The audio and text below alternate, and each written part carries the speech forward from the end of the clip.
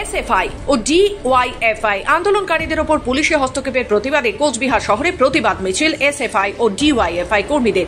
কোচবিহারে বন্ধ হওয়া নিশিগঞ্জ মধুসূদন হোর কলেজ খোলার দাবিতে বুধবার দেখা গিয়েছিল এসএফআই ও ডিওয়াইএফআই এর কর্মী ও সমর্থকেরা ওই এলাকায় পথ অবরোধে শামিল হয়। পরবর্তীকালে পুলিশ গিয়ে সেই আন্দোলনকারীদের ওপর লাঠি চার্জ করে বলে অভিযোগ। এই ঘটনার প্রতিবাদে কোচবিহার শহরে প্রতিবাদ মিছিল করল এসএফআই এবং ডিওয়াইএফআই এর কর্মী সমর্থকেরা।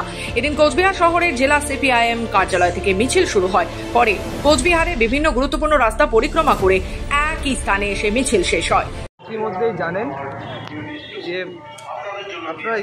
জানেন যে নিশিগঞ্জ মধুসূদন হর কলেজ 2011 সনে সরকারের 2010 সনে বামফ্রন্ট সরকার আমলে তৈরি হয়েছিল। সেই সময় বামফ্রন্ট সরকার বলেছিল সেই কলেজ 1 বছরের জন্য সেলফ ফিনান্স থাকবে, তারপরে সেটাকে সরকার পোষিত কলেজ হবে। কিন্তু 2010 সনের পর 2011 সনের পর রাজনৈতিক পালাবদলের পর একজন মমতা ব্যানার্জির সরকার এই রাজ্যের বুকে আসীন হয়।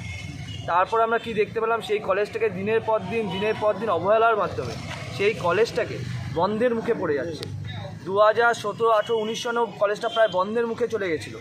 তারপরে আমাদেরই লড়াই সংগ্রামের পর সেই কলেজটা পুনরায় চালু হওয়ার পরে ইদানিংকালে যা দেখতে পাচ্ছি, সেই কলেজটাকে বন্ধ হয়ে আছে। শিক্ষাকর্মীরা 3-4 বছর ধরে মাইনা পায়নি এবং তারা সেদিন কলেজটা বন্ধ করে দিয়ে বেরিয়ে যেতে বাধ্য হয়েছে। কোচবিহার থেকে নিজস্ব প্রতিনিধি রিপোর্ট, খবর বাংলা।